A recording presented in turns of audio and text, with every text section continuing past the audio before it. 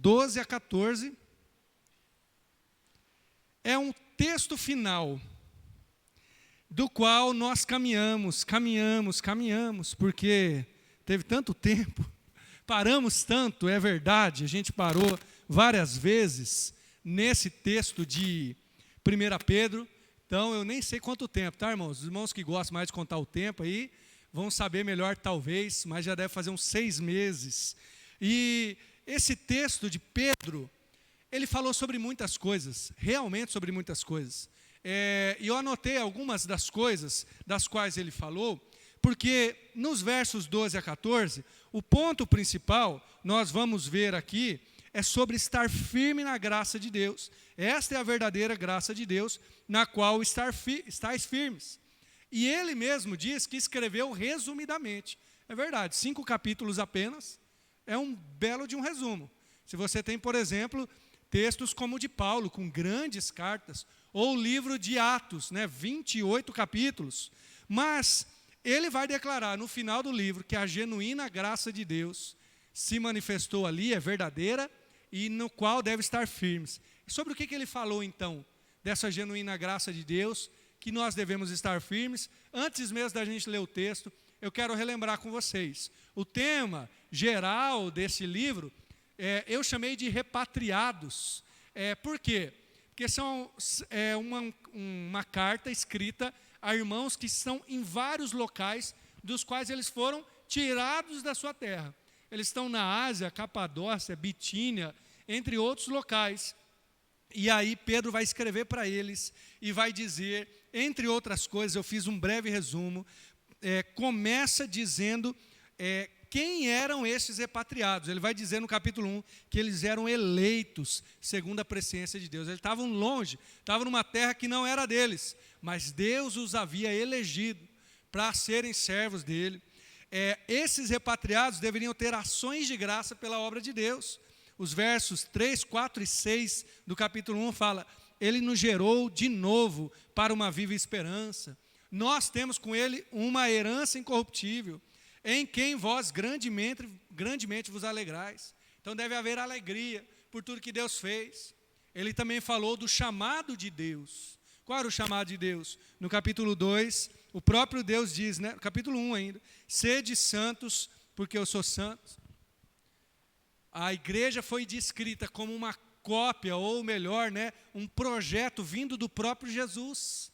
Jesus é a pedra viva, e nós somos pedras vivas. Quem estava de manhã, o irmão Daniel pregou sobre este texto, em que Jesus olha para Pedro e fala: olha, tu és Pedro, mas sobre esta pedra, que é a afirmação sobre eu ser o Cristo, eu edificarei a igreja. Talvez com isso em mente, Pedro escreveu que Cristo é a pedra viva, aquela que os edificadores rejeitaram, mas vocês são pedras vivas.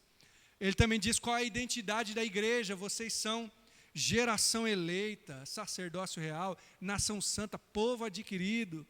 E esse é a identidade, o chamado, para que anuncieis as virtudes daquele que vos chamou das trevas para a sua maravilhosa luz. Olha que graça de Deus sendo descrita nessa carta toda.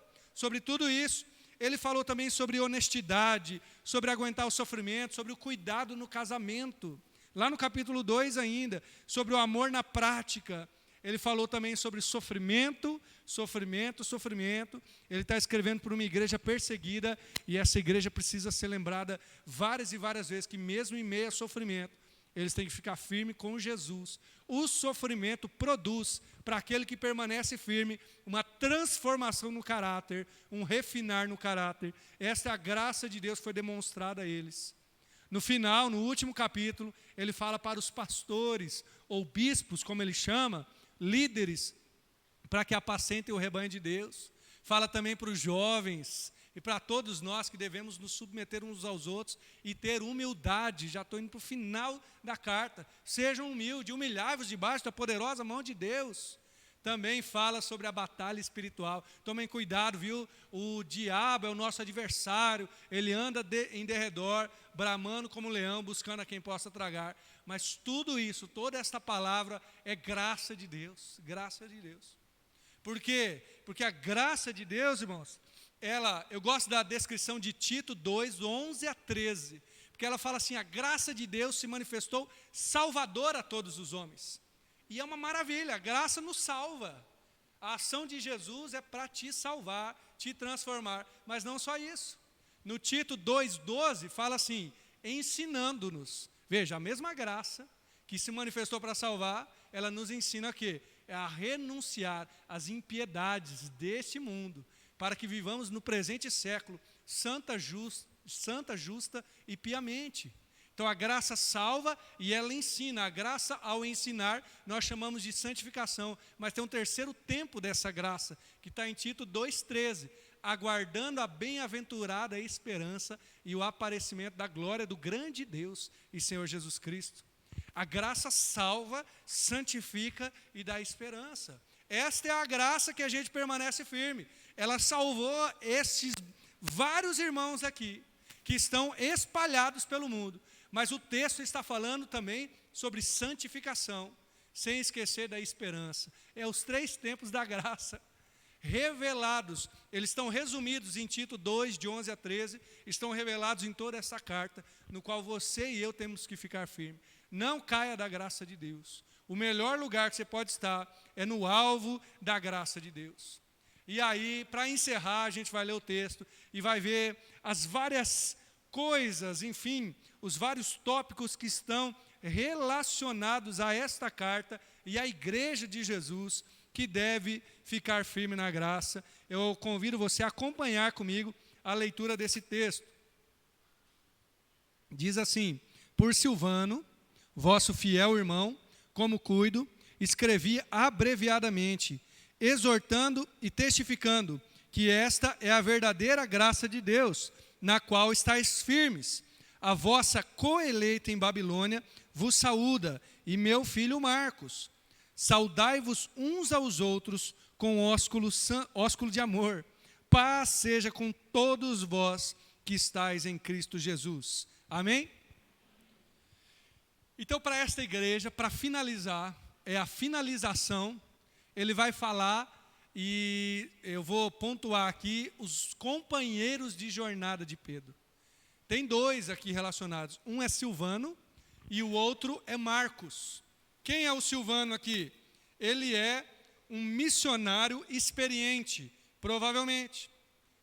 Pedro vai dizer que ele serve como um escriba, ou, uma palavrinha um pouco mais diferente, um amanuense. Sabe o que é isso?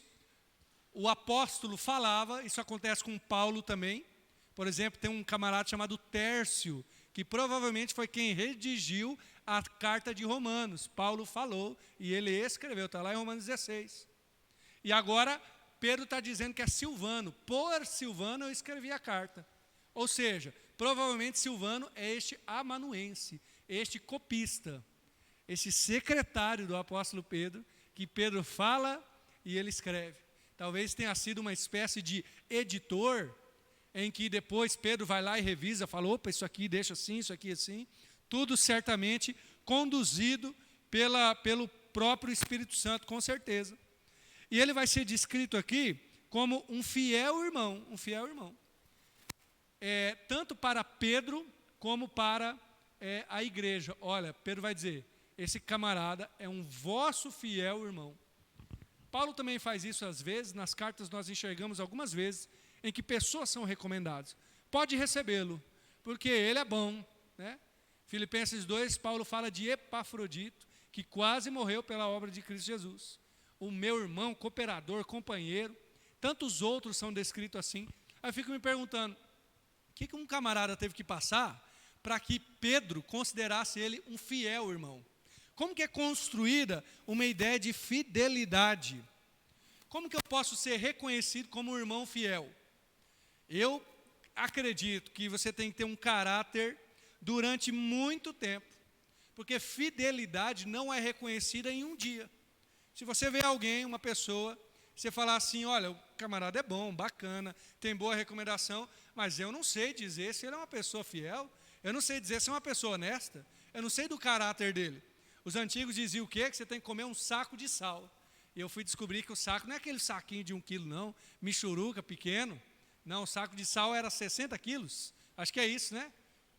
60 quilos, saco de sal. eu acho que para alguns dá vontade de comer mais rápido até o sal, para acabar logo, falando, não, já está comprovado mesmo. Mas 60 quilos de sal, isto é, muito tempo, né? O caráter para ser aprovado, para que alguém seja chamado de fiel, irmão, com certeza serviu a Deus muito tempo, buscou a santidade de Deus, desenvolveu qualidade nos outros, porque para ser fiel a Deus, você nunca será fiel e aprovado por Deus e pelo povo de Deus, sem trabalhar e abençoar os outros, sem usar dos seus dons para a glória do Senhor, é o que me parece que estava descrito em Silvano. Então a fidelidade aqui é uma soma do caráter, da santidade com o tempo. E aí, é uma boa lição para nós. A gente parece que quer no primeiro dia já ser aprovado, deixa que Deus aprove você. Com Silvano, certamente foi assim. Foi Deus quem aprovou diante dos homens o caráter dele, a santidade dele, e, enfim, o serviço dele. Quem é Silvano? Irmãos, eu estou aprendendo também, porque eu me surpreendi com os comentaristas bíblicos, em que a maioria concorda que o Silvano aqui é o mesmo Silas. Lembra de Paulo e Silas? É o mesmo.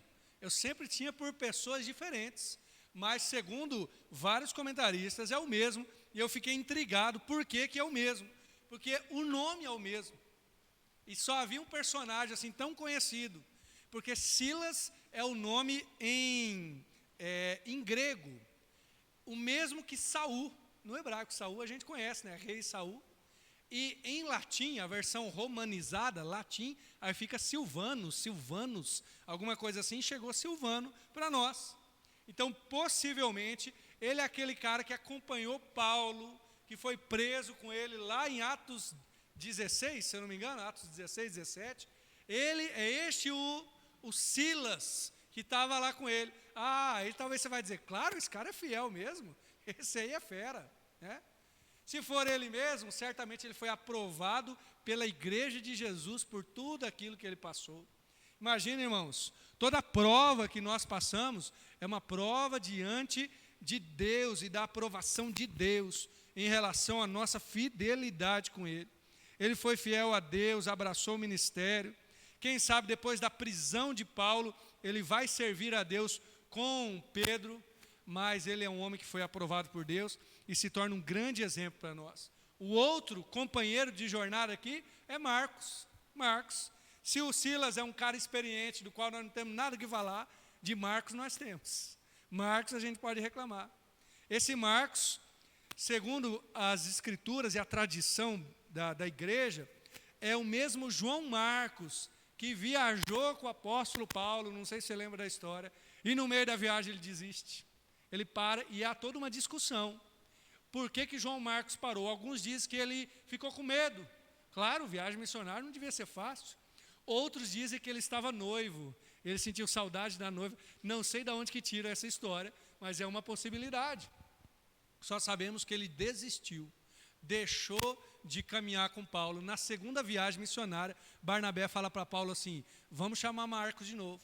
Paulo fala, não vamos chamar não, ele desistiu, deixou a gente quando a gente precisava dele. E há eu gosto da tradução que ameniza a coisa, né? Há uma não pequena discussão entre Paulo e Barnabé. A Bíblia fala uma não pequena discussão. Deve ter rolado grito, e Marcos vai, ele não vai não. Se ele for, não vou.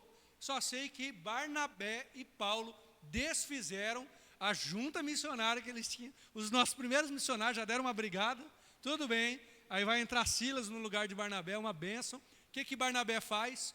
Vai cuidar de Marcos. Barnabé vai cuidar de Marcos e volta para a primeira região, que era de Chipre, onde Barnabé conhecia bem.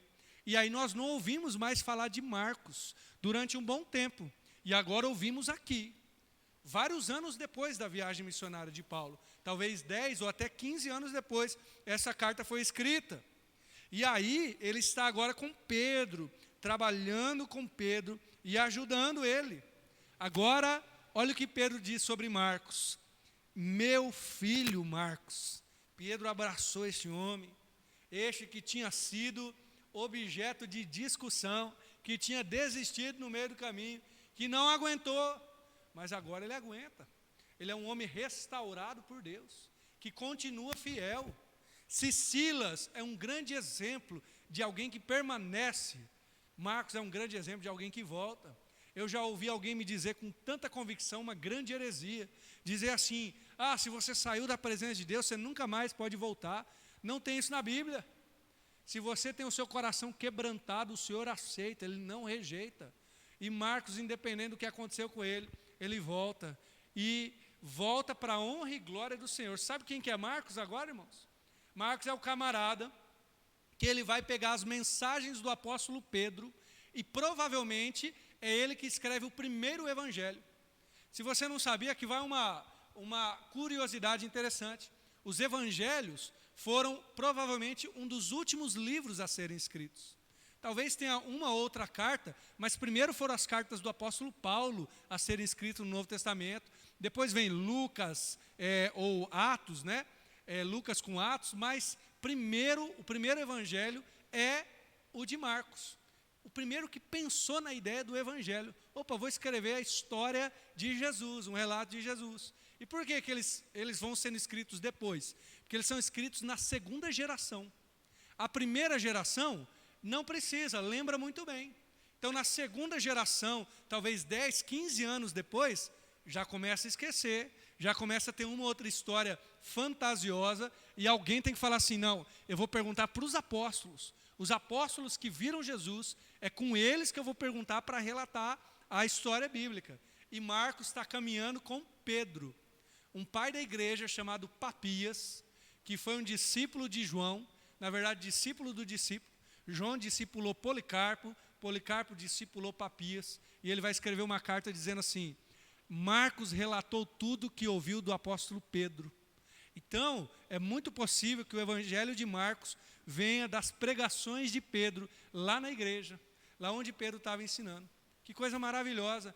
Este homem que caiu no meio da caminhada, que não aguentou, é o homem que escreve o primeiro evangelho. Que coisa maravilhosa, né? Como Deus restaura ministérios, como Deus restaura pessoas, como Ele restaura chamados. E até no final da vida do apóstolo Paulo, que brigou com Marcos, brigou com Barnabé por causa de Marcos, ele fala assim: olha, chama Marcos, ele fala para Timóteo, né? Traz Marcos, porque ele me é muito útil. Até Paulo reconhece no final da vida que Marcos ajudaria ele. Sabe, irmãos, nós precisamos de companheiros na caminhada, mas às vezes os nossos companheiros estão como este Marcos aqui, e eles precisam levantar o seu olhar para o Senhor e ver que Deus é um Deus que restaura chamado, é um Deus que restaura ministérios. Se você parou no meio do caminho, volta, porque ainda tem tempo. Marcos voltou e foi abençoado por Deus, foi usado por Deus. Isso pode acontecer com você também. Amém? Esses são os companheiros. E qual que é o lugar que a carta foi escrita? O lugar é muito importante, porque ele diz aqui, olha, estou no verso 13, a vossa coeleita em Babilônia. Não, ele foi para Babilônia escrever o texto. Onde que fica a Babilônia, aliás? A Babilônia mesmo é parte do que é o Iraque hoje. É o reino ali dos persas, ali, naquele entreveiro de briga e guerra, é onde é a Babilônia. Mas Pedro não estava na Babilônia. Com certeza ele não estava na Babilônia. E onde que ele estava então? Pedro estava em Roma. Certamente ele estava em Roma. Por que ele fala então que ele estava na Babilônia? Porque foi a Babilônia que subjugou, exilou o povo de Israel por 70 anos. E agora, todo mundo que é muito mal com o povo de Deus, no Novo Testamento vai ser chamado de Babilônia. Então, o Império Romano, no Novo Testamento, é descrito como a Babilônia. Isso é um consenso, irmãos. Até mesmo lá no Apocalipse, quando é descrito alguns locais da Babilônia, são descritos locais de Roma. Isso é um consenso. O que se discute é se é simbólico ou não. Se de fato é lá em Roma, ou se é apenas um simbolismo para outra coisa. Mas ele está, e Pedro foi pastor de Roma, provavelmente 25 anos. Enquanto que Paulo era hoje a gente chamaria de missionário itinerante, que vai para várias igrejas, Pedro é o pastor que fica 25 anos provavelmente, até ser morto, crucificado de ponta cabeça. Mas o lugar aqui diz muito para nós. ele está debaixo do nariz do império. Sabe onde que é a sede do poder? Sabe onde que mora César? Sabe onde que mora o homem mais importante do mundo, que depois que morrer vai dizer que ele é um deus? No caso, César ali, o imperador, na época do Pedro, é Nero. Mora em Roma. E agora eles estão lá, em Roma. A verdade é que há uma igreja do Evangelho de Cristo debaixo do nariz do imperador. Jesus já está chegando lá e ele já vai tomar o poder, vamos dizer assim. As pessoas vão ouvir do Evangelho, que aliás, o que é Evangelho? A palavra Evangélio é boa nova, boa notícia. Outra informação aí, a igreja cristã usou o termo Evangelho emprestado, ressignificado. Em teologia a gente diz redimido, pegou essa palavra e redimiu, porque a palavra evangelho era usado pelos romanos. Quando o imperador dominava algum país, né, quando Roma chegava e dominava um país, falava assim: agora o evangelho de César chegou até vocês. A boa nova de César, trazendo o que ele chamava de paz romana, o pax romana, que de paz não tinha nada. Chegava passando o trator, trucidando todo mundo. Mas aqui o que nos importa é que eles chamavam de evangelho, a boa notícia. Agora, a boa notícia não é de César, é de Jesus Cristo. E ela está sendo anunciada desde a Babilônia, desde Roma, que Jesus Cristo é o Senhor. Isso é uma bênção, hein? A igreja está em todos os lugares, está em todos os lugares. E aqui, irmãos, tem duas informações que eu diria paradoxal. A igreja se constitui num poder opositor a este mundo. Nós nunca iremos concordar com o poder deste mundo. Se a gente estiver lá na Babilônia, onde for essa Babilônia, nós vamos falar contra. Mas a igreja também trabalha em benefício da humanidade, para o bem das pessoas. Um dos benefícios foi escrever uma carta aos que estavam dispersos, né? Direto de Roma, veio uma carta para todos os cidadãos, né, que servem a Deus. Então a igreja, ela é contra o poder deste mundo, mas a favor do bem, da transformação. É uma mensagem ímpar, uma mensagem poderosa, aliás, corajosa. Eu fico imaginando os irmãos lá da Ásia, Capadócia, Bitínia, recebendo uma carta. Não sei como que receberam, né? Como que era o selo, como que receberam a carta. Mas pegaram a carta vindo de Roma. Olha, uma carta vindo de Roma. Porque era da onde Pedro escreveu. E aí eles abrem a carta. E veio uma carta como esta de 1 Pedro, dizendo que Jesus é Senhor. Você está entendendo a ironia que é isso? Está vindo de Roma a carta, mas está dizendo que Jesus é Senhor. Eu pensei numa ilustração, que acho que ficou gravado em mim. Os irmãos estão acompanhando certamente a guerra da Rússia e da Ucrânia. E uma das coisas que aconteceu nessa guerra, uma coisa que não muda muita coisa assim, mas serve como uma boa demonstração de inteligência. Os hackers da Ucrânia, né, pessoa que mexe com computador e tal, foi lá e conseguiu entrar no sistema de TV russo, sistema estatal, e colocaram uma imagem de um soldado ucraniano fazendo sinal de silêncio. Não sei se você viu essa notícia. Fazendo assim, né, para ficar quieto. Aí eu fico imaginando aquela pessoa que vai assistir a TV do país dele, né? Vou ver como que está a guerra, o russo que vai assistir. Liga a televisão e está um soldado ucraniano mandando ele ficar quieto, né? E eu acho que isso serve bem como ilustração. A carta vem de Roma, mas é para dizer o seguinte: quem manda aqui é Jesus. Quem é Senhor do universo é Jesus. E que vocês lembrem disso, aonde vocês estiverem. No Novo Testamento tem uma outra dessa, que eu acho muito interessante. Em Filipenses 4, 22, o apóstolo Paulo está terminando a carta, possivelmente preso em Roma. Ele vai dizer assim: todos os cristãos vos saúdam, mas principalmente os da casa de César. Ué, tem cristão na casa de César? Talvez o camarada que serve lá o prato para o César, o que fica abanando ele, pelo menos é assim que eu vejo nos filmes antigos, né? De Roma tem gente abanando ele. Quem varre o chão já é crente, já serve a Deus. Olha que bênção. Está chegando em todo lugar, irmão. Do lugar que ele escreve é a Babilônia, mas tem crente na Babilônia. Que coisa maravilhosa.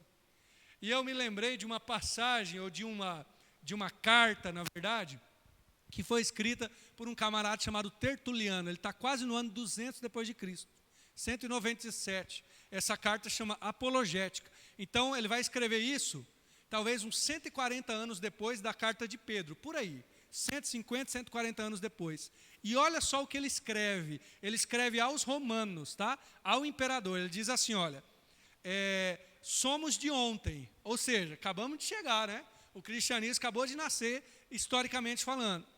E já enchemos o vosso império, as vossas cidades, as ilhas, as fortalezas, os municípios, as assembleias, os acampamentos, as tribos, as decúrias, o palácio, o senado e o foro. Só vos deixamos os templos. 200 anos de cristianismo, eles já estavam tomando tudo. E por quê, irmãos? Por causa de gente de coragem, como Pedro aqui. Onde você vai pregar o evangelho, Pedro? Eu vou lá na Babilônia. Eu fico imaginando, se fosse um filme, seria o cara encarar o vilão, o maior dos monstros. Ele está indo lá. E lá é plantar essa igreja. E lá ele fala de Jesus. E esta igreja que escreve para os outros, olha só como que ele descreve. Ele tem uma palavra para falar sobre ela. Sabe qual é? A vossa coeleita, que está na Babilônia. Coeleita. Lembra que ele começa dizendo assim, olha, vocês são eleitos de Deus. E agora ele está falando que a igreja da qual ele é bispo, ou pastor, ela é coeleita. Sabe o que é isso? Esta igreja é da mesma ordem, do mesmo tamanho, ou ela é da mesma importância. Quando a igreja nasce, seja ela em Jerusalém, que foi a primeira igreja, obviamente, onde desce o Espírito Santo, eles falam em outras línguas, se convertem 3.000 pessoas, são batizadas, até as outras igrejas que vão sendo plantadas. Antioquia, lá em Atos 11, uma igreja missionária, multicultural, que vai para vários lugares. Aí se acompanha em Atos as viagens missionárias do apóstolo Paulo e Barnabé, depois que ele briga com Barnabé, Paulo e Silas. E eles vão plantando igreja em Efésios, em Filipos, em outros locais. E agora está em Roma. Pedro está lá em Roma. E ele diz assim, nós somos coeleitas, somos iguais. Sabe por quê, irmãos? Porque segundo a Bíblia, não existe alguém que é maior ou não. Não existe alguém que está acima dos outros. Pode ser sim, que a gente como igreja, a gente diga assim, olha, a outra igreja está errada. Por quê? Por causa das Escrituras. A correção nossa são as Escrituras. E honestamente, como igreja batista, nós temos que ter essa verdade no nosso coração. Se alguém chegar para nós como igreja, ou para a denominação batista, e nos provar nas Escrituras que nós estamos errados, a gente muda. Porque o que vale são as Escrituras Sagradas. É o nosso princípio de regra, de fé e de prática. E as Escrituras aqui estão dizendo, o próprio Pedro, lá da igreja que está em Roma, lá em Babilônia, como ele diz, nós somos uma igreja irmã. Nós participamos juntos com vocês. Nós, irmãos, eu acho que esse é um sentimento que nós como igreja devemos ter. Não somos melhores do que ninguém. Nós apenas devemos caminhar com Jesus. Se o amor de Jesus brilhar em nossos corações, se servir de testemunho, glória a Deus por isso. Deus foi honrado. Eu me lembro, por falar em dinâmica de igreja, que a igreja que talvez mais se achava, a igreja que acreditava ser a melhor, era a igreja de Corinto. Uma igreja que tinha muitos dons. Aliás, é por causa dessa igreja que nós sabemos de vários dons do Espírito Santo. Essa igreja cheia do poder de Deus, porque o apóstolo Paulo não diz que eles não têm poder, não têm manifestação, tem sim, mas era uma igreja dividida. Uns diziam que era de Paulo, outros de Apolo, outros de Cefas, né, que é Pedro, e outros de Cristo, talvez esses se achavam os mais espirituais. Mas lá no começo de 1 Coríntios 1, no começo da carta, o apóstolo Paulo vai dar uma chacoalhada naquela igreja, vai dizer assim, vejam entre vocês. Eu imagino Paulo escrevendo assim, dá uma pesquisada aí, se tem muitos nobres, se tem muitos poderosos entre vocês. Não tem. Deus escolheu as coisas loucas deste mundo para confundir as sábias. E nessa hora a gente fica pensando assim, mas será que eu dou um amém por isso? Está falando de mim. Deus escolheu as coisas fracas para confundir as fortes. Não somos nobres, poderosos, grandes neste mundo, não. E para rebaixar aquela igreja numa humildade que nós precisamos ter, ele diz, Deus escolheu as coisas vis, desprezíveis, as que não são, para aniquilar os que são. Por quê? Porque aprove a Deus revelar aos pequeninos como ora o mesmo, como Jesus ora, né? O Senhor revelou aos pequeninos. Porque a igreja que mais se achava, que mais manifestava experiências de poder, tinha se esquecido de que ela era igual às outras. Lembra, também vou lembrar só mais de uma, tá? Igreja de Laodiceia, lá em Apocalipse. Ah, vocês se esqueceram de quem vocês são. Estão se achando muito ricas, mas vocês são pobres. Provavelmente era uma igreja, ó, do poder mesmo, uma igreja com grande capacidade. Vocês são pobres. Aliás, são pobres, miseráveis e nus. E nu, né? Eu recomendo que vocês venham e comprem aqui, passe o colírio, né? Talvez há uma relação ali contextual com a cidade. Mas a verdade, irmãos, é que todas as vezes que uma igreja se coloca acima das outras, Cristo a rebaixa, para que ela saiba que ela é mais uma serva de Jesus, apenas isso. E por que eu estou dizendo tudo isso? Pedro no centro do mundo, como um dos mais importantes apóstolos, aliás, o mais elevado ali no começo da igreja, tornado líder pelos outros até. Vai até Roma, no maior dos centros, escreve às outras igrejas, e aqui ele tinha a oportunidade de dizer assim, ó, está chegando a carta de quem manda, viu? Agora vocês baixam a bola. Não. Pedro diz assim, nós somos coeleitos, somos iguais. Que a gente não esqueça isso. A gente é igual. Toda igreja que serve Jesus, que confessa Jesus, que anda na palavra, que prega a salvação de Jesus. E a gente também é chamado para isso. A terceira coisa que eu vejo aqui é o motivo pelo qual ele escreveu essa carta. Ele fala, eu escrevi em resumo, exortando e testificando que esta é a verdadeira, é a genuína graça de Deus, e vocês devem permanecer firmes na graça. Qual que é então o motivo? O que eu já falei no começo. Permaneça firme na graça de Deus. A graça de Deus, talvez você fale assim, onde que eu encontro ela? Como que eu me encontro com essa graça transformadora de Deus? Como eu citei Tito 2:11, a graça de Deus se manifestou salvadora, tá bom, e aí? Essa graça se revela na palavra. Permaneça na palavra de Deus. É assim que Pedro vai tratar. Olha, essa verdade que eu anunciei como graça de Deus, fica firme nela. A graça de Deus se revela no meio do sofrimento. No meio do sofrimento. Então a gente às vezes quer fugir do sofrimento. Ou melhor, quando passamos pelo sofrimento, nós dizemos assim, certamente Deus não está aqui. Mas Pedro, fala sobre sofrimento. E no final da carta ele fala, a graça de Deus, genuína, verdadeira. Fica firme nela, porque no meio do sofrimento a graça de Deus se revela também. E a graça de Deus se revela na provisão, na esperança, na vida de Cristo em mim e você. Então onde que eu encontro essa graça de Deus? No próprio Deus, na palavra dEle, em ficar firme com Ele. Permanecer firme é saber que eu vou ser provado, que eu vou ser tentado. Mas permanecer firme também é olhar mais para Cristo do que para a dificuldade. Você permanecer firme na graça. Como é difícil, né? Alguém já chamou isso de graça cara. Sabe por quê? Porque é de graça. Você não faz nada para ser salvo. Mas dói demais ser moldado por ela. A Bíblia já usou o exemplo de um fogo refinando o ouro. A gente fala assim, amém, Senhor, refina. Você sabe o que o fogo faz? Fogo queima, tira as impurezas, dói.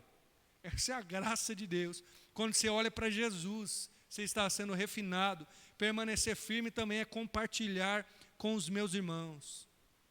Todos os sofrimentos aqui que Pedro descreve nesta carta, ele nunca diz assim, e você passou sozinho. Não, estávamos juntos.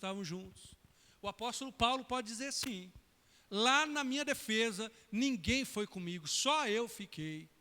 Mas Cristo estava comigo e me livrou da boca do leão. Então mesmo você está sozinho, a graça de Deus está contigo. Mas provavelmente você não precisa passar sozinho não.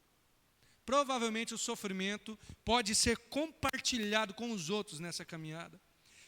Permanecer firme na graça é firme na graça de Deus, sempre de Deus.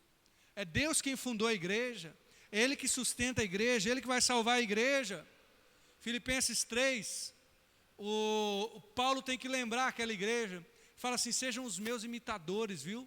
Andem conforme vocês viram em mim, porque eu já vos disse, agora eu digo novamente chorando, que tem uns aí que são inimigos da cruz de Cristo. O fim deles é a perdição, o Deus deles é o ventre, a glória deles é para a confusão deles mesmos, que só pensam nas coisas terrenas. Mas a nossa cidade está no céu, da onde nós aguardamos o Senhor Jesus Cristo, que irá transformar o nosso corpo no seu corpo glorioso, como o seu corpo glorioso. Permanecer em Deus, então, é saber que quem salva, quem sustenta é Deus. Você já talvez tenha passado por essa situação, por essa triste oportunidade de dizer: Senhor, como que eu estou em pé ainda? Você fala assim: é a graça de Deus. Como que eu estou em pé? É Deus. Não é verdade? Glória a Deus por isso. Permaneça na graça de Deus. Aquele que começou em vós a boa obra, diz Paulo aos Filipenses, no 1:6, ele aperfeiçoará até o dia de Cristo Jesus. É graça, irmãos. E é por sua graça que a igreja existe. Pela graça de Deus. Toda difícil história da igreja deve ser encarada dessa forma. E para a gente encerrar esta palavra, o apóstolo Pedro fala sobre o desejo final dele. Saudai-vos uns aos outros com ósculo de amor. Paz seja com todos vós que estáis em Cristo Jesus. Qual é o desejo final dele para a igreja? O tratamento mútuo de amor. Saudai-vos uns aos outros com ósculo de amor. E aqui eu vou explicar, mas você não precisa praticar não. Primeira vez que eu vou falar assim, está na Bíblia, mas não precisa praticar, tá bom? Você sabe o que é ósculo? Beijo no rosto. E os irmãos, pela cultura deles, era um sinal de proximidade, dar um beijo no rosto do irmão. Não precisa fazer isso comigo, tá? Se você quiser fazer entre os irmãos aí, pode fazer. Mas em especial, porque hoje em dia ainda tem, né? O homem cumprimenta a mulher com um beijo no rosto, ou a mulher cumprimenta a mulher, mas naquela época você não ia cumprimentar a mulher do outro, né? Do seu amigo, era um desrespeito. Então era o homem com o homem que dava um beijo no rosto. Cultural, tá, irmãos? O que o Pedro está dizendo aqui é o seguinte: trate com amor, demonstre amor. Hoje em dia seria um abraço, um aperto de mão, um cuidado mútuo, essa é a ideia, tá? Então isso você pode praticar. Nenhuma igreja de Jesus deve estar em competição, porque ele escreve isso para várias igrejas. Então as igrejas devem se tratar assim, mas os irmãos dentro da igreja também. Nenhum irmão deve estar em competição com o outro, a ponto de não poder lhe dar um beijo no rosto, ou melhor, um abraço, fica melhor assim, né? Um aperto de mão, uma oração. O desejo de Pedro é o tratamento com amor mútuo, demonstre amor uns pelos outros. Nós sabemos como demonstrar amor, e o amor não precisa ser mimetizado. O que é isso? Nós não precisamos dizer assim: olha, você trata com amor então, se você apertar a mão. Se você não apertar a mão, ou se abraçar, porque só apertar a mão não serve. Não, você sabe como que é tratar com amor. Tem gente que a gente só vê de longe e diz assim: que bênção, Deus te abençoe. E você pode estar até abraçando alguém, mas está afastado dessa pessoa. Então a verdade é o amor que carregamos no coração. Que no coração nós tratemos com amor. E por final, a paz como um resultado. Esse é o desejo final dele. Paz seja com todos vós que estáis em Cristo Jesus. É uma paz que não é automática. Não é uma paz assim: olha, todo mundo que recebeu essa carta, não é aquela paz de vem aqui que eu vou botar a mão em você, vou orar, você vai sair com uma paz. Não. Ou pague um tanto de dinheiro que você vai ter paz. Não. A paz é uma condição para quem está em Cristo Jesus. Como se Pedro já soubesse, e ele já sabia assim: se você está em Cristo, você vive a paz. Paz seja com quem está em Cristo Jesus. Então ele deseja a paz a todos. Como ter essa paz? Como estar em Jesus? Permaneça firme na graça. Fique firme em Jesus. Você não terá momentos de paz toda hora, mas a paz de Jesus será construída no seu coração. A paz de Jesus será uma construção, um resultado da sua vida. Aí depois disso tudo ele pode dizer o amém, encerrando a carta, porque ele desejou que os irmãos se amassem e experimentassem a paz de Jesus, por estarem caminhando com o próprio Jesus. E aí, você está experimentando a paz de Jesus? Talvez a epístola de Pedro possa nos ajudar a caminhar nele. Então, o que Pedro está dizendo? Permaneça firme em Jesus. Desfrute da paz que há em Cristo Jesus, porque você está firme nele. Encontre companheiros para a jornada. A jornada é muito longa, você não vai conseguir fazer ela sozinho. Então você tem que encontrar companheiros. Gente que é fiel a Deus, que vai caminhar contigo. Mas eu e você também devemos contribuir para depois desfrutar desse ambiente de amor mútuo, desse ambiente de cuidado uns com os outros. E assim, Pedro escreveu aos irmãos que estavam em outras cidades, aos repatriados, lembrando que a pátria deles, o local deles, não era na terra. Eles podiam estar em várias regiões, espalhados, mas eles tinham um Senhor. E a carta que Pedro envia, falando quem era o Senhor deles, é direto de Roma, dizendo assim: vocês têm um Senhor agora, não é César, é Jesus Cristo. Louvado seja o nome do Senhor. Que a gente saia daqui com essa convicção, viu? Que nós pertencemos à pátria celestial, ao reino de amor, e o nosso coração não é de nenhum imperador deste mundo, mas é do próprio Senhor Jesus. Vamos orar? Obrigado, Jesus, por esse tempo. Obrigado, Senhor, pela instrumentalidade da carta de Pedro, que mostrou a glória do Senhor, mostrou como nós devemos permanecer firmes nesta graça que se revelou na carta inteira, Senhor. Nesta graça que se revelou em todo este tempo. Obrigado, Jesus. Eu peço que o Senhor mantenha os nossos corações em Ti. Senhor, obrigado pela vida de Silvano, pela vida de Marcos, de toda aquela igreja que estava na cidade de Roma, e por todos nós que de certa forma somos filhos dos apóstolos, filhos espirituais. Deus, em nome de Jesus, nos ajuda a permanecer olhando para o Senhor, ficando firme em Ti, e vivenciando esta graça, essa paz que só pode vir daqueles que estão em Ti. Nós queremos que todos ao nosso redor experimentem essa paz, mas talvez eles não experimentarão. Mas que eu e cada irmão aqui possa assim continuar caminhando na graça e na paz do Senhor Jesus. Eu oro em nome de Jesus. Amém.